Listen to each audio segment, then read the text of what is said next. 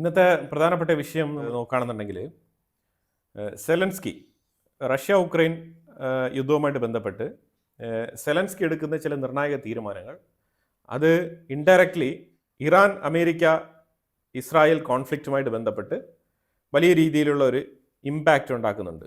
അതെന്താണെന്ന് പറഞ്ഞാൽ ഇത് രണ്ടും തമ്മിലുള്ള ആ ഒരു ലിങ്ക് എന്താണെന്ന് പറഞ്ഞാൽ സെലൻസ്കി ഉക്രൈൻ്റെ നന്മയ്ക്കായി എടുക്കുന്ന ചില പ്രവർത്തികൾ അമേരിക്കയ്ക്ക് എതിരായിട്ട് മാറുന്നുണ്ട്. അത് പ്രത്യേകിച്ച് ഓയിൽ ഇൻഡസ്ട്രിയുമായിട്ട് ബന്ധപ്പെട്ട് ഒരു ഗ്ലോബൽ ക്രൈസിസ് ഉണ്ടാവാൻ സെലൻസ്കി കാരണമാകുന്നു എന്നുള്ളൊരു അനാലിസിസ് വന്നിട്ടുണ്ട്. ആ അനാലിസിസ് ആണ് നമ്മളിവിടെ നോക്കുന്നത്. ഇതിൽ ഇന്നലെ റഷ്യ ശരിക്കും ഉക്രൈൻ്റെ ഉള്ളിലേക്ക് തകർത്ത് വെച്ചുള്ള ആക്രമണങ്ങൾ നടത്തിയിട്ടുണ്ട്. ഈ ആക്രമണങ്ങൾ നടത്തിയത് എന്തുകൊണ്ടാണെന്ന് പറഞ്ഞാൽ മെഡിറ്ററേനിയൻ സീയിൽ റഷ്യയുടെ ഒരു എണ്ണക്കപ്പൽ ഉക്രൈൻ അറ്റാക്ക് ചെയ്ത് നശിപ്പിച്ച് കളഞ്ഞിട്ടുണ്ട്. അപ്പോൾ അത് മാത്രമല്ല, അതുകൂടാതെ ഞാനിവിടെ ഒരു മാപ്പ് വയ്ക്കുന്നുണ്ട്. ഈ മാപ്പിൽ ഉക്രൈന് ചുറ്റി കിടക്കുന്ന റഷ്യയുടെ ഏരിയകളിൽ എവിടെയൊക്കെ ഈ സ്റ്റാർ മാർക്ക് കൊടുത്തിട്ടുണ്ടോ അവിടെ എല്ലാം തന്നെ റഷ്യയുടെ ഓയിൽ ഫീൽഡുകൾ കേന്ദ്രീകരിച്ച് ഉക്രൈൻ നടത്തിയ ആക്രമണങ്ങളുടെ ഡോട്ട്സ് ആണ് ഞാനിവിടെ കാണിച്ചിരിക്കുന്നത്. ഇതെല്ലാം തന്നെ കഴിഞ്ഞ ഒരു 2 ആഴ്ച കൊണ്ട് ഉക്രൈൻ തകൃതിയായിട്ട് നടത്തിക്കൊണ്ടിരിക്കുന്ന ആക്രമണങ്ങളാണ്. ഇതിനകത്തൊരു കാര്യം മനസ്സിലാക്കേണ്ടത്, യുദ്ധം ഒരിക്കലും, അതായത് റഷ്യ ഉക്രൈൻ യുദ്ധം ഒരിക്കലും അവസാനിക്കാൻ പാടില്ല എന്നുള്ള നിലപാട് സെലൻസ്കിക്കുണ്ട്. അത് എന്തുകൊണ്ടാണെന്ന് പറഞ്ഞാൽ കഴിഞ്ഞ ഒരു മാസം കൊണ്ട് റഷ്യ കൂടുതലായിട്ടും ഇറാനുമായിട്ട് ബന്ധപ്പെട്ട വിഷയങ്ങളിലേക്ക് ഫോക്കസ്ഡ് ആണ്. ഇറാനിലേക്ക് ഇന്റലിജൻസ് വിവരങ്ങൾ കൈമാറാനും ഇറാന് വേണ്ട ഇൻഫർമേഷൻ, അതായത് എവിടെയൊക്കെ ആക്രമണങ്ങൾ നടത്തണം, ഏതൊക്കെ ലൊക്കേഷനുകളിൽ ഏതെല്ലാം സ്ഥലങ്ങളുണ്ട്, പ്രത്യേകിച്ച് മിഡിൽ ഈസ്റ്റ് മേഖലയിൽ അമേരിക്കൻ ബേസുമായിട്ട് ബന്ധപ്പെട്ട വിഷയങ്ങളൊക്കെ എവിടെയൊക്കെ ഉണ്ട് എന്നുള്ളത് കൃത്യമായിട്ട് കണ്ടെത്തി സാറ്റലൈറ്റ് ഇമേജുകൾ ഇറാന് കൈമാറിക്കൊണ്ട് അവിടെ നിന്ന് ഇറാന് ആ ലൊക്കേഷനുകളിലേക്ക് കൃത്യമായിട്ട് മിസൈൽ അയക്കാനുള്ള പ്രത്യേക ഒരു കഴിവ് റഷ്യയാണ് കൊടുക്കുന്നത് ഇറാന്. ചൈന ഒരു സൈഡിലുണ്ടെങ്കിലും ഏറ്റവും കൂടുതൽ ഹെൽപ്പ് ഇറാന് കിട്ടുന്നത് റഷ്യയുടെ പക്കൽ നിന്നാണ് എന്നാണ് ഇപ്പോൾ വാർത്തകൾ വരുന്നത്.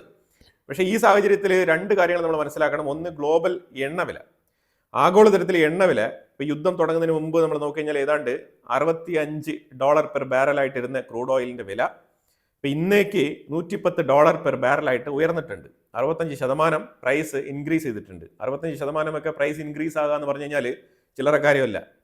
വർഷത്തിലുള്ള വിലക്കയറ്റത്തിന്റെ കണക്കെടുത്ത് കഴിഞ്ഞാൽ പല സാധനങ്ങൾക്കും ഇത്തരത്തിലുള്ള വിലക്കയറ്റം നമുക്ക് ഒരുപക്ഷെ കണ്ടെത്താൻ പറ്റും. പക്ഷേ വിത്തിൻ 1 മന്തിൽ 65% വിലക്കയറ്റം എന്ന് പറഞ്ഞു കഴിഞ്ഞാൽ അത് സ്കൈ റോക്കറ്റ് പോലെയാണ് എണ്ണ വില കുതിച്ചുയർന്നിരിക്കുന്നത്. ഇത് എല്ലാ രാജ്യങ്ങളും ആഗോളതലത്തിൽ തന്നെ പല രാജ്യങ്ങൾക്കുള്ളിലും ഇതുമായിട്ട് ബന്ധപ്പെട്ട ഈ എണ്ണ വില വർധനവുമായിട്ട് ബന്ധപ്പെട്ട ഒരു പ്രഷർ നിലനിൽക്കുന്നുണ്ട്. അതൊരു യാഥാർത്ഥ്യമാണ്. സ്ട്രേറ്റ് ഓഫ് ഹോർമോസ് ഓപ്പൺ ചെയ്യാൻ വേണ്ടിയിട്ട് UN നേതൃത്വത്തിലും പല സൈഡിൽ നിന്നും പല രാജ്യങ്ങളും അതിന് വേണ്ടിയിട്ടുള്ള പ്രഷർ ഇടുകയാണ്. പക്ഷേ UN ഒന്നും ഇവിടെ യാതൊരു റോളും ഇല്ല. അതാണ് മനസ്സിലാക്കേണ്ടത്. ഈ സാഹചര്യത്തിൽ റഷ്യ ഉക്രൈൻ്റെ ഉള്ളിൽ വീണ്ടും അഗ്രസീവായിട്ടുള്ള ആക്രമണങ്ങൾ നടത്താൻ തുടങ്ങിയിരിക്കുകയാണ്. കാരണം വേറെ ഒന്നുമില്ല, ഉക്രൈനിൽ സെലൻസ്കി അടങ്ങിയിരിക്കുന്നില്ല എന്നുള്ളതാണ് പ്രധാനപ്പെട്ട കാരണം. ഇതിനകത്ത് ഉക്രൈനിലെ സെലൻസ്കി ഇറാനെയും ഓപ്പോസിറ്റ് സൈഡിൽ നിർത്തുന്നുണ്ട്. ഇറാനെ ഓപ്പോസിറ്റ് സൈഡിൽ നിർത്തുന്നത് എങ്ങനെയാണ് പുള്ളിക്കാരൻ ഡിഫൈൻ ചെയ്യുന്നത് പറഞ്ഞാൽ, ഞങ്ങൾക്കും ഇറാനും തമ്മിൽ ചെറിയ പ്രശ്നമുണ്ട്.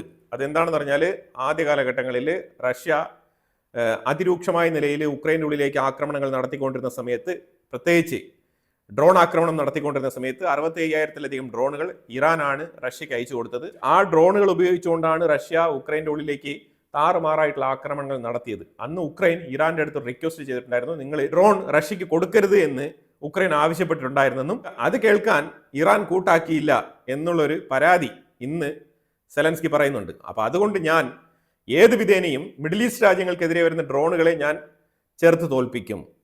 അത് വളരെ നല്ല കാര്യമാണ്. Okay, fine, very good. അവിടെ ഒരുപാട് ഇന്ത്യക്കാരൊക്കെ ഉണ്ട്. ഇന്ത്യക്കാരുണ്ടെങ്കിലും ഇല്ലെങ്കിലും മിഡിൽ ഈസ്റ്റ് രാജ്യങ്ങൾ ഒരിക്കലും ഇറാന്റെ മേലൊരു ആക്രമണം നടത്താൻ പോകുന്നില്ല. അപ്പോൾ ആ സാഹചര്യത്തിൽ അവർക്ക് ഡിഫൻസ് സെക്യൂരിറ്റി ഉറപ്പുവരുത്താനുള്ള ബാധ്യതയുണ്ട്.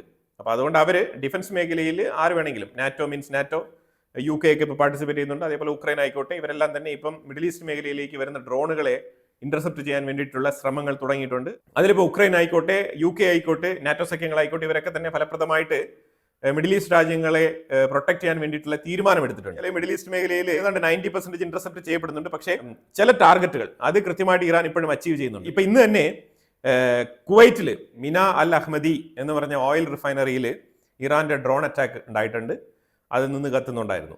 അപ്പം അത്തരത്തിൽ ആക്രമണങ്ങൾ ഇറാൻ തുടരുന്നുണ്ട്. ഇറാൻ വളരെ അഗ്രസീവായിട്ട് വളരെ ദേഷ്യത്തിലിരിക്കുകയാണ്. പക്ഷേ ദേഷ്യത്തിൽ നിന്നിട്ട് കാര്യമില്ല. കാരണം അവരുടെ കയ്യിലുള്ളത് ഈ നമ്മൾ എപ്പോഴും പറയുന്ന പോലെ ഈ മിസൈൽ സംവിധാനങ്ങളും ഈ ഡ്രോൺ സിസ്റ്റമാണ്. ഇത് വെച്ചിട്ട് അവർക്ക് ലിമിറ്റേഷൻസ് ഉണ്ട്. ആ ലിമിറ്റേഷൻസിനുള്ളിൽ നിന്ന് മാത്രമേ അവരുടെ ദേഷ്യം പ്രകടിപ്പിക്കാൻ പറ്റുന്നുള്ളൂ.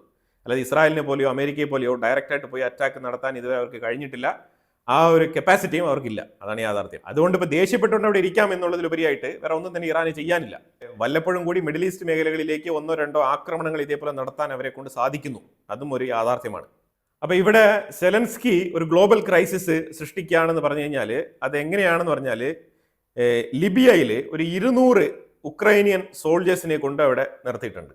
അത് അവിടെ ഡ്രോൺ ട്രെയിനിങ് കൊടുക്കാൻ വേണ്ടിയിട്ടാണ്. അതായത് UAV അൺമാൻഡ് ഏരിയൽ വെഹിക്കിളുമായിട്ട് ബന്ധപ്പെട്ട ഡ്രോൺ ടെക്നോളജിയുമായിട്ട് ബന്ധപ്പെട്ട് എങ്ങനെയാണ് ഇത്തരത്തിലുള്ള ഷാഹിദ് ഉൾപ്പെടെയുള്ള ഡ്രോണുകളെ ചെറുത്ത് തോൽപ്പിക്കാൻ കഴിയുന്നത് എന്നുള്ള തരത്തിൽ. കാരണം കഴിഞ്ഞ 4 വർഷം കൊണ്ട് റഷ്യയുടെ സൈഡിൽ നിന്ന് വരുന്ന ഡ്രോണുകളെ, വിവിധ തരം ഡ്രോണുകളെ ഉക്രൈൻ ഇന്റർസെപ്റ്റ് ചെയ്തിട്ടുണ്ട്. അപ്പൊ അതുകൊണ്ട് ആ മേഖലയിൽ നല്ല എക്സ്പീരിയൻസ് ഉണ്ടെന്ന് പറഞ്ഞുകൊണ്ടാണ് ഈ 200 ഉക്രൈനിയൻ സോൾജേഴ്സിനെ ഇപ്പോൾ ലിബിയയിൽ എത്തിച്ചിരിക്കുന്നത്. പക്ഷേ ഇവിടെ ഒരു പ്രശ്നമുണ്ട്. നമ്മൾ ഇന്ത്യ 90% ക്രൂഡ് ഓയിൽ റഷ്യയുടെ സൈഡിൽ നിന്നാണ് വാങ്ങിക്കുന്നത്. വീണ്ടും അത് ഉയർന്നിട്ടുണ്ട്. അമേരിക്കയുടെ പ്രഷർ കൊണ്ട് ഏതാണ്ട് 15% കുറഞ്ഞിരുന്ന റഷ്യ ഇന്ത്യ ഓയിൽ ട്രേഡ് ഇപ്പോൾ ഏതാണ്ട് 90% ആയിട്ട് വർദ്ധിച്ചിരിക്കുകയാണ്. ഈ സാഹചര്യത്തിൽ നമുക്ക് എണ്ണ കിട്ടണം എന്നുണ്ടെങ്കിൽ നമ്മൾ മെഡിറ്ററേനിയൻ ത്രൂ നമ്മൾ ആഫ്രിക്ക കടന്നാണ് ഇന്ത്യയിലേക്ക് കൊണ്ടുവരേണ്ടത്. അപ്പോൾ ആഫ്രിക്ക കടന്നു വരുമ്പോൾ റഷ്യയുടെ എണ്ണക്കപ്പലുകളാണ് വരുന്നതെങ്കിൽ അത് ലിബിയയിൽ നിന്നും ഉക്രൈനിയൻസ് ടാർഗറ്റ് ചെയ്യാനുള്ള സാധ്യതയുണ്ട്. നമുക്ക് ക്രൂഡ് ഓയിൽ കൊണ്ടുവരാൻ വേണ്ടിയിട്ട് റെഡ് സീയുടെ റൂട്ട് നമുക്കിപ്പോൾ ചൂസ് ചെയ്യാൻ പറ്റില്ല. അപ്പോൾ അതുകൊണ്ട് ആഫ്രിക്ക ത്രൂ കടന്നു വരേണ്ട ഒരു നിർബന്ധിത സാഹചര്യത്തിലാണ് ഇന്ത്യ ഈ യുദ്ധഭീഷണി നിലനിൽക്കുന്ന സ്ട്രേറ്റ് ഓഫ് ഹോർമോസ്, അതുപോലെ തന്നെ റെഡ് സീ റൂട്ട്, ബാബൽ മന്ദീബ്, ഇതെല്ലാം നമ്മൾ ഒഴിവാക്കി ആഫ്രിക്ക ചുറ്റിക്കറങ്ങിയാണ് നമ്മൾ എണ്ണ കൊണ്ടുവരുന്നത്. അതാണ് നമുക്ക് ഇപ്പോഴത്തെ ഒരു സേഫസ്റ്റ് റൂട്ട്. ആ റൂട്ടിലും തടസ്സം സൃഷ്ടിക്കാൻ വേണ്ടിയിട്ട് ഇപ്പം സെലൻസ്കി ശ്രമിക്കുകയാണ്. സെലൻസ്കി പറയുന്നത് നിങ്ങൾ എവിടെ നിന്ന് വേണമെങ്കിലും എണ്ണ വാങ്ങിച്ചോ, പക്ഷേ റഷ്യയിൽ നിന്ന് വാങ്ങിക്കരുത്. അമേരിക്ക പറയുന്നത് നിങ്ങൾ റഷ്യ എടുത്തു നിന്നും ഇറാൻ എടുത്ത് എണ്ണ വാങ്ങിച്ചോ എന്നാണ് അമേരിക്ക പറയുന്നത്. ഇപ്പം നമ്മൾ ഇറാൻ്റെ അടുത്ത് എണ്ണ വാങ്ങിക്കുന്നുണ്ട്, ഇല്ലാന്നില്ല. പക്ഷേ പൂർണ്ണമായിട്ടും നമ്മൾ ഇറാനെ മാത്രം ഡിപ്പെൻഡ് ചെയ്ത് മുന്നോട്ട് പോകാൻ കഴിയില്ല. കാരണം ഇറാന്റെ 85% ഓയിലും വാങ്ങിക്കുന്നത് ചൈനയാണ്. അപ്പോൾ അതുകൊണ്ട് അവിടെ ലിമിറ്റേഷൻസ് ഉണ്ട്. ഇന്ത്യയുടെ ഓയിൽ നീഡിനെ ഇറാന്റെ സപ്ലൈ കൊണ്ട് മാത്രം പൂർത്തീകരിക്കാൻ കഴിയില്ല. അപ്പം അതുകൊണ്ട് നമുക്ക് റഷ്യൻ സൈഡിൽ നിന്ന് എണ്ണ ഇറക്കുന്നത് വളരെ വളരെ അനിവാര്യമാണ് ഈ സാഹചര്യത്തിൽ. അപ്പൊ അമേരിക്ക പറഞ്ഞിരിക്കുന്നത് എന്തുകൊണ്ടാണ്? എണ്ണ വില പിടിച്ചു നിർത്താൻ വേണ്ടിയിട്ടാണ് അമേരിക്ക റഷ്യയുടെ കയ്യിൽ നിന്നോ അല്ലെങ്കിൽ ഇറാന്റെ കയ്യിൽ നിന്നോ വാങ്ങിച്ചോ എന്ന് പറഞ്ഞുള്ള പെർമിഷൻ തന്നിരിക്കുന്നത്. പക്ഷേ ഇവിടെ സെലൻസ്കി ഒരു ക്രൂക്കറ്റ് പ്ലേ ആണ് നടത്തുന്നത്. ഈ ക്രൂക്കറ്റ് പ്ലേയിൽ ഇന്ത്യക്ക് വരാനിരുന്ന ഒരു കപ്പലിനെ ഇതിനു മുമ്പ് സെലൻസ്കി ഇതേപോലെ അറ്റാക്ക് ചെയ്ത് നശിപ്പിച്ച് കളഞ്ഞിട്ടുണ്ടായിരുന്നു 1 മാസത്തിന് മുമ്പ്. അന്ന് റഷ്യ പറഞ്ഞത് ഇന്ത്യ നിങ്ങളുടെ കപ്പലുകൾക്ക് നിങ്ങൾ തന്നെ സെക്യൂരിറ്റി ഉറപ്പുവരുത്തണം എന്ന് വരെ പറഞ്ഞിട്ടുണ്ടായിരുന്നു റഷ്യ ഇന്ത്യ എടുത്ത്. പക്ഷെ അത് കഴിഞ്ഞിട്ട് നമ്മൾ എണ്ണ ഇപ്പം ഇറക്കുമതി ചെയ്തുകൊണ്ടിരിക്കുന്നുണ്ട്. അപ്പോൾ ആ സാഹചര്യത്തിലാണ് ഇപ്പം ലിബിയയുടെ സൈഡിൽ വന്നിരുന്നുകൊണ്ട് സെലൻസ്കി ഇപ്പം പുതിയൊരു ഭീഷണി ഉയർത്തിക്കൊണ്ടിരിക്കുന്നത്. ഇപ്പം മനസ്സിലായല്ലോ എന്താണ് സംഭവം എന്നുള്ളത്. അപ്പോൾ ഇറാൻ മിഡിൽ ഈസ്റ്റ് കോൺഫ്ലിക്റ്റ് ഏത് തരത്തിലാണ് എക്കണോമിക്കലി ഒരു ഗ്ലോബൽ ഇമ്പാക്ട് ഉണ്ടാക്കുന്നത്, അതും പ്രത്യേകിച്ച് ഇന്ത്യക്കൊരു ഭീഷണിയായിട്ട് ഉക്രൈൻ ഇപ്പം എങ്ങനെയാണ് മാറുന്നത് എന്നുള്ളത് ഒന്ന് ചൂണ്ടിക്കാണിക്കാൻ വേണ്ടിയിട്ടാണ് ഈ അനാലിസിസിലൂടെ ഞാൻ പറയാൻ ഉദ്ദേശിച്ചത്. കാരണം നമ്മുടെ നാട്ടിൽ കുറേ സെലൻസ്കി ആരാധകരൊക്കെ ഉണ്ട്. അപ്പോൾ അവരൊക്കെ തീർച്ചയായിട്ടും ഇത് മനസ്സിലാക്കേണ്ട കാര്യമാണ്. കാരണം ജിയോ പൊളിറ്റിക്സ് എന്ന് പറയുമ്പോഴത്തേക്കും നമ്മൾ സെലൻസ്കിക്കോ അല്ലെങ്കിൽ റഷ്യക്കോ അല്ലെങ്കിൽ അമേരിക്കയ്ക്കോ ഇറാനോ അങ്ങനെ നമ്മൾ പാർഷ്യലി വാർത്ത പറഞ്ഞിട്ട് കാര്യമില്ല. സെലൻസ്കി കൺസിഡർ ചെയ്യുന്നില്ല എന്താണ് മോസ്റ്റ് പോപ്പുലേറ്റഡ് കൺട്രിയാണ് ഇന്ത്യ, ലോകത്ത് തന്നെ നമ്പർ 1 പോപ്പുലേഷനാണ്. അപ്പോൾ അത്രമാത്രം ജനങ്ങളുടെ ഡേ ടു ഡേ ലൈഫിനെ ബാധിക്കുന്ന വിഷയമാണ് സെലൻസ്കി ഇപ്പോൾ കാണിച്ചുകൊണ്ടിരിക്കുന്നത്. എനിവേ റഷ്യ ആണെങ്കിൽ ആക്രമണം തുടങ്ങിയിട്ടുണ്ട്. അതിൽ കാർക്കീവ് റീജിയൻ, ഡോൺബോസ് റീജിയനിലൊക്കെ താറുമാറായിട്ടുള്ള ആക്രമണങ്ങൾ നടത്തുന്നുണ്ട്. അതിലുപരിയായിട്ട് കാർക്കീവിൽ റെസിഡൻഷ്യൽ ഏരിയയാണ് റഷ്യ ടാർഗറ്റ് ചെയ്തത് എന്നുള്ള പരാതി സെലൻസ്കിക്ക് ഉണ്ട്. അതുപോലെ ഡോൺബോസ് റീജിയനിൽ ഉക്രൈൻ അവരുടെ ഫ്രണ്ട് ലൈൻ സോൾജേഴ്സിനെ നിർത്തി വെച്ചിട്ടുണ്ടായിരുന്നു. ഇത്രയും നാളും ഒരു ബാറ്റിൽ ഫ്രണ്ട് എന്നുള്ള നിലയിൽ രണ്ടുപേരും അങ്ങോട്ടും ഇങ്ങോട്ടും ഒരു മൂവ്മെന്റ് ഇല്ലാത്തൊരവസ്ഥയായിരുന്നു ഉണ്ടായിരുന്നത്.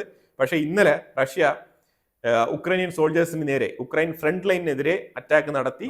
റഷ്യയുടെ ഫ്രണ്ട് ലൈൻ മൂവിങ് ഫോർവേഡ്, അതാണ് നമുക്കിപ്പോൾ മനസ്സിലാക്കാൻ പറ്റുന്നത്. അതേപോലെ തന്നെ കാർക്കീവ് റീജിയനിൽ ഇൻഡസ്ട്രിയൽ സോൺ കേന്ദ്രീകരിച്ച് ആക്രമണങ്ങൾ നടത്തുന്നുണ്ട് റഷ്യ. ഇറാൻ ആണെങ്കിൽ ഇപ്പം ഉക്രൈനോട് പറയുന്നത് ഡോണ്ട് ഹെൽപ്പ് അറബ്സ്, അറബ് രാജ്യങ്ങൾക്ക് ഡ്രോൺ ഇന്റർസെപ്റ്റ് ചെയ്യാനുള്ള ഒരു സഹായം അത് ഉക്രൈൻ ചെയ്യരുത് എന്നാണ് ഇറാന്റെ സൈഡിൽ നിന്നുള്ള നിർദ്ദേശം.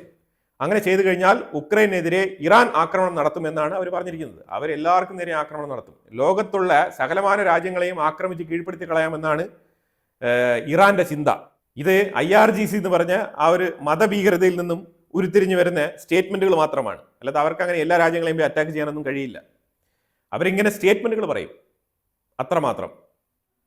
ഇന്ത്യയിൽ 41 പെട്രോ കെമിക്കൽ ഐറ്റത്തിനുള്ള ടാക്സ് ഒഴിവാക്കി കൊടുത്തിട്ടുണ്ട്. ഇമ്പോർട്ട് ഡ്യൂട്ടി, ഇറക്കുമതി തീരുവ ഒഴിവാക്കി കൊടുത്തിട്ടുണ്ട്. അതുപോലെ തന്നെ ഇന്ത്യ പറഞ്ഞിരിക്കുന്നത് അടുത്ത 60 ദിവസത്തേക്ക്, നെക്സ്റ്റ് 2 months ഇന്ത്യ ഒരു തരത്തിലും പേടിക്കേണ്ടതില്ല, നമ്മുടെ അടുത്ത് ഫുൾ ഓയിൽ സ്റ്റോക്ക് ഉണ്ട്. അതും കൂടി ഗവൺമെന്റ് പറയുന്നുണ്ട്. അപ്പോൾ അതുകൊണ്ട് പാനിക് ബൈയിങ് അതിൻ്റെ ആവശ്യമില്ല. കാരണം കഴിഞ്ഞ മാസം യുദ്ധം തുടങ്ങിയ സമയത്ത് സ്ട്രേറ്റ് ഓഫ് ഹോർമോസ് ക്ലോസ് ചെയ്തു എന്ന് കേട്ട ഉടനെ തന്നെ ഡൽഹിയിലൊക്കെ ആൾക്കാർ കന്നാസിലൊക്കെ പോയിട്ട് പെട്രോൾ വാങ്ങിച്ചുകൊണ്ട് പോകുന്ന സാഹചര്യമൊക്കെ ഉണ്ടായി. അതൊക്കെ 30% അത് ഇവാപ്പറേറ്റ് ആയി പോവും, ആ ഫ്യൂവലാണല്ലോ. അപ്പം അതൊക്കെ ബാഡ് ഐഡിയ ആണ്. അങ്ങനെ പാനിക് പർച്ചേസ് നടത്തേണ്ട ആവശ്യമില്ല. ഡൽഹി ഹരിയാനയിലൊക്കെ ഇത് സംഭവിച്ചിട്ടുണ്ടായിരുന്നു. അപ്പോൾ അതുകൊണ്ട് വാങ്ങിക്കുന്ന പെട്രോളിൻ്റെ 30% ആവിയായി പോവും. അപ്പോൾ നിങ്ങളുടെ കാശ് നഷ്ടപ്പെടും. അപ്പോൾ അതുകൊണ്ട് 2 മാസത്തേക്ക് ഓയിൽ സ്റ്റോക്ക് ഉണ്ട് എന്നുള്ളതാണ് ഗവൺമെൻറ്റിൻ്റെ അറിയിപ്പ്. നിങ്ങൾ സാവധാനം പോയിട്ട് ഫ്യൂവൽ ഫില്ല് ചെയ്താൽ മതി. ഇന്ത്യ തീർച്ചയായിട്ടും റഷ്യയുടെ സൈഡിൽ നിന്നും ഇറാൻ്റെ സൈഡിൽ നിന്നും എണ്ണ വാങ്ങിക്കും. സെലൻസ്കി എങ്ങാനും ഇന്ത്യക്ക് വരുന്ന ഷിപ്പുകളെ തൊട്ട് കഴിഞ്ഞാൽ ഇന്ത്യയുടെ വാർഷിപ്പിൻ്റെ പ്രൊട്ടക്ഷൻ അതിന് ഏർപ്പാടാക്കും എന്നും കൂടി പറഞ്ഞിട്ടുണ്ട് ഇന്ത്യ. ഇന്ത്യയിലോട്ട് വരുന്ന എണ്ണക്കപ്പലുകൾക്ക് നേരെ സെലൻസ്കി ആക്രമണം നടത്തി കഴിഞ്ഞാൽ തീർച്ചയായിട്ടും ഇന്ത്യയുടെ ഇടപെടൽ ഉണ്ടാവും എന്നാണ് പറഞ്ഞിരിക്കുന്നത്. നാറ്റോയുടെ ചീഫ് മാർക്ക് റൂട്ടെ ട്രംപിനെ കാണണം എന്ന് പറഞ്ഞിട്ടുള്ള ഒരു ലെറ്റർ, ഒരു കത്ത് അയച്ചിട്ടുണ്ട് വൈറ്റ് ഹൗസിന്. എന്തിന് ഈ യുദ്ധം അവസാനിപ്പിക്കണം, സ്ട്രേറ്റ് ഓഫ് ഹോർമോസ് ഭയങ്കര പ്രശ്നമാണ്, യൂറോപ്പ് പ്രതിസന്ധിയിലാണ് എന്നൊക്കെ പറഞ്ഞുകൊണ്ടുള്ള സ്ഥിരം പല്ലവികളാണ് അതിനകത്ത് ഉൾപ്പെടുത്തിയിരിക്കുന്നത്. തീർച്ചയായിട്ടും ട്രംപ് അപ്പോയിൻമെന്റ് കൊടുക്കും. പക്ഷേ യുദ്ധം നിർത്തുന്നതുമായിട്ട് ബന്ധപ്പെട്ട് ഒരു രീതിയിലുള്ള തീരുമാനം ഉണ്ടാവില്ല. പിന്നെ ഒരു കാര്യം കൂടി എനിക്ക് പറയാനുള്ളത്, അമേരിക്ക യുദ്ധം നിർത്തും, ട്രംപ് യുദ്ധം നിർത്തും എന്നൊക്കെ പറഞ്ഞുകൊണ്ടിരിക്കുന്നില്ലേ, അത് വെറും നാടകം മാത്രമാണ്. അതുമായിട്ട് ബന്ധപ്പെട്ട ഡീറ്റെയിൽഡ് വീഡിയോ ഞാൻ ഇൻസൈറ്റ്സ് മലയാളത്തിൽ പബ്ലിഷ് ചെയ്യാം. ഈ യുദ്ധം നിർത്തും എന്നൊക്കെ പറഞ്ഞുകൊണ്ടിരിക്കുന്നതിൽ ഒരുപാട് ലോജിക്കൽ പ്രശ്നങ്ങളുണ്ട്. ആ ലോജിക്കൽ പ്രശ്നങ്ങൾ അഡ്രസ്സ് ചെയ്തുകൊണ്ടുള്ള ഒരു വീഡിയോ ഞാൻ ചെയ്തിടുന്നതായിരിക്കും. കാരണം പല ഏരിയകളിലും ഗ്യാപ്പ് ഉണ്ട്. ആ ഗ്യാപ്പ് ഫുൾഫിൽ ചെയ്യാതെ യുദ്ധം അവസാനിപ്പിക്കാൻ പറ്റില്ല. ആ ഗ്യാപ്പ് എപ്പോൾ ഫുൾഫിൽ ആകുന്നോ അപ്പോൾ മാത്രമേ യുദ്ധം അവസാനിപ്പിക്കുകയുള്ളൂ. ഇതല്ലാതെ ജസ്റ്റ് ഒരു പൊളിറ്റിക്കൽ സ്റ്റണ്ട്, യുദ്ധം നടത്താൻ എനിക്ക് ആഗ്രഹമില്ല, ഞാൻ നിർത്താമെന്ന് തന്നെയാണ് പറയുന്നത്. പക്ഷേ ഇറാന്റെ സൈഡിൽ നിന്നും നെഗോസിയേഷനിൽ ആൾക്കാർ വരുന്നില്ല. IRGCക്കാണ് യുദ്ധം നിർത്താൻ താല്പര്യമില്ലാത്തത് എന്നുള്ള തരത്തിൽ വരുത്തി തീർക്കാൻ വേണ്ടിയിട്ടുള്ള ഒരു നാടകം മാത്രമാണ് ട്രംപിന്റെ സൈഡിൽ നിന്ന് നടക്കുന്നത്. അതേസമയം യുദ്ധം ശക്തമായ രീതിയിൽ മുന്നോട്ട് പോകുന്നു എന്നുള്ളതാണ് മനസ്സിലാക്കാൻ പറ്റുന്നത്. ഇതൊരു 3 ആഴ്ചയൊന്നുമല്ല. ഈ യുദ്ധത്തിന്റെ പോക്ക് വെച്ചിട്ട് ട്രംപ് പറഞ്ഞതുപോലെ 3 ആഴ്ച കൊണ്ട് യുദ്ധം അവസാനിക്കും എന്ന് നമുക്ക് പറയാൻ പറ്റത്തില്ല. അതിനുള്ള സാധ്യത വളരെ കുറവാണ്. ജസ്റ്റ് ഒരു 10% മാത്രമാണ്. 90% യുദ്ധം 3 ആഴ്ച കടന്നു പോകാനുള്ള സാധ്യത വളരെ കൂടുതലാണ്. അങ്ങനെ തന്നെയാണ് അതിന്റെ അനാലിസിസ് വളരെ കൃത്യമായിട്ട് പറയുന്നത്. കാരണം ഒരുപാട് ഗ്യാപ്പ് ഉണ്ട്. ആ ഗ്യാപ്പ് എല്ലാം തന്നെ ഫുൾഫിൽ ചെയ്യുമ്പോൾ യുദ്ധം 3 ആഴ്ചയല്ല, ഇനിയും മാസങ്ങളോളം നീണ്ടുപോകാനുള്ള സാധ്യതയുണ്ട്.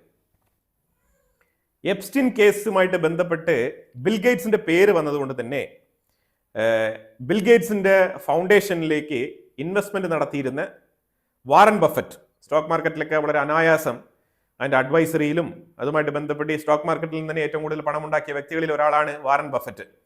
അയാളുടെ കോട്ടിങ്സും അതുപോലെ തന്നെ അയാളുടെ ഇൻവെസ്റ്റ്മെന്റ് അഡ്വൈസറിയൊക്കെ ഒരുപാട് ആൾക്കാർ സ്വീകരിക്കാറുണ്ട്. അത്തരത്തിലുള്ള ഒരു ഇൻവെസ്റ്ററാണ് ശരിക്കും വാറൻ ബഫറ്റ്. വാറൻ ബഫറ്റ് ഇപ്പോൾ പറഞ്ഞിരിക്കുന്നത്, ഞാൻ ഇനി ബിൽഗേറ്റ്സ് ഫൗണ്ടേഷന് പണം കൊടുക്കില്ല എന്നാണ് പറഞ്ഞിരിക്കുന്നത്. ഏതാണ്ട് 4 ലക്ഷം കോടി പെർ ഇയർ വെച്ചിട്ട് ബിൽഗേറ്റ്സ് ഫൗണ്ടേഷനിൽ വാറൻ ബഫറ്റ് കൊടുക്കുമായിരുന്നു, ചാരിറ്റി ഡൊണേഷൻ. അത് ഇനി കൊടുക്കില്ല എന്നാണ് പറഞ്ഞിരിക്കുന്നത്. കാരണം ബിൽഗേറ്റ്സ് ഒരു നല്ല വ്യക്തിത്വത്തിന് ഉടമയല്ല എന്നാണ് ഇപ്പം വാറൻ ബഫറ്റ് പറഞ്ഞിരിക്കുന്നത്. ബിൽഗേറ്റ്സിന് ഏറ്റ തിരിച്ചടികളിൽ ഏറ്റവും വലിയ തിരിച്ചടിയാണ് എപ്സ്റ്റീൻ കേസ്. അമേരിക്കയിൽ മറ്റാരെങ്കിലും എപ്സ്റ്റീൻ കേസ് കൊണ്ട് തകർന്നടിഞ്ഞോ ചോദിച്ചു കഴിഞ്ഞാൽ വേറെ ആരും ഈ രീതിയിൽ തകർന്നടിഞ്ഞിട്ടില്ല. പക്ഷേ ബിൽഗേറ്റ്സിന്റെ ഒരു പ്രതിച്ഛായയ്ക്കും അതേപോലെ തന്നെ അയാളുടെ ചാരിറ്റി പ്രവർത്തനങ്ങൾക്കൊക്കെ ഒരു തിരിച്ചടിയായിട്ട് മാറിയിട്ടുണ്ട് ഈ എപ്സ്റ്റീൻ കേസ്. ഈ ഓയിൽ ക്രൈസിസ് നേരിട്ടുകൊണ്ടിരിക്കുന്ന ഈ സമയത്ത് പൈപ്പ് ലൈനുകളാണ് ആകെയുള്ളൊരു ആശ്വാസം എന്നുള്ളൊരു വാർത്തയാണ് വരുന്നത്. അപ്പോൾ ഇതിനകത്ത് സൗദി അറേബ്യയിൽ 1200 കിലോമീറ്ററിൽ ഇട്ടിരിക്കുന്ന pipe line, Yanbu pipe line, അത് ഒരു കണക്ഷൻ. അതുപോലെ Iraq to Jordan pipe line, Iraq to തുർക്കി പൈപ്പ് ലൈൻ. ഈ പൈപ്പ് ലൈനുകളൊക്കെയാണ് ലോകത്ത് ശരിക്കും പറഞ്ഞാൽ ഒരു ആശ്വാസം. പ്രത്യേകിച്ച് ഈ യുദ്ധം നടന്നുകൊണ്ടിരിക്കുന്ന സാഹചര്യത്തിൽ പല രാജ്യങ്ങൾക്കും സ്ട്രേറ്റ് ഓഫ് ഹോർമോസ് വഴിയും റെഡ് സീ വഴിയും സുയസ് കനാൽ വഴിയൊക്കെ കടന്നു പോകാൻ പറ്റാത്ത സാഹചര്യത്തിൽ ഈ പൈപ്പ് ലൈനുകൾ മാത്രമാണ് ഒരു ആശ്വാസം എന്നുള്ള വാർത്തയും കൂടി വരുന്നുണ്ട്. ഇനി വരും ദിവസങ്ങളിൽ ശരിക്കും ഫ്യൂച്ചറിസ്റ്റിക് ആയിട്ട് നോക്കുകയാണെന്നുണ്ടെങ്കിൽ പൈപ്പ് ലൈനുകളുടെ സാധ്യത വളരെ കൂടുതലാണ്. കാരണം പൈപ്പ് ലൈനുകളെ അറ്റാക്ക് ചെയ്യാം, ഡ്രോൺ അറ്റാക്ക് അതൊക്കെ ചെയ്യാൻ സാധ്യതയുണ്ട്. പക്ഷേ ഓരോന്നിനും ഓരോ ലീഗൽ ഏരിയ ഉണ്ട്. ആ ലീഗൽ ഏരിയയിലൂടെ കടന്നു പോകുന്ന പൈപ്പ് ലൈനുകളെ ആർക്കും തന്നെ അത്ര എളുപ്പത്തിൽ പോയി അറ്റാക്ക് ചെയ്യാൻ കഴിയുകയില്ല എന്നുള്ളതാണ്. അപ്പോൾ ആ മാതൃകയിൽ ശരിക്കും പൈപ്പ് ലൈനുകൾ ഇനി വരും വർഷങ്ങളിൽ കൂടുതൽ ഇംപ്ലിമെന്റ് ചെയ്യാനുള്ള സാധ്യത വളരെ കൂടുതലാണ്. അപ്പോൾ ആ പൈപ്പ് ലൈനുമായിട്ട് ബന്ധപ്പെട്ട വിഷയത്തിൽ രാജ്യങ്ങൾ കൂടുതൽ താല്പര്യം കാണിക്കുന്നുണ്ട്. അപ്പോൾ എന്നാലും വളരെ ഇമ്പോർട്ടൻ്റ് ആയിട്ടുള്ള വിഷയങ്ങളാണ് നമ്മൾ വീഡിയോയിൽ പങ്കുവച്ചത്. ഇതിനെക്കുറിച്ചുള്ള അഭിപ്രായങ്ങൾ കമന്റ് ബോക്സിൽ രേഖപ്പെടുത്തുക. കൂടുതൽ വാർത്തകളുമായിട്ട് അടുത്ത വീഡിയോയിൽ വരാം. Thank you so much.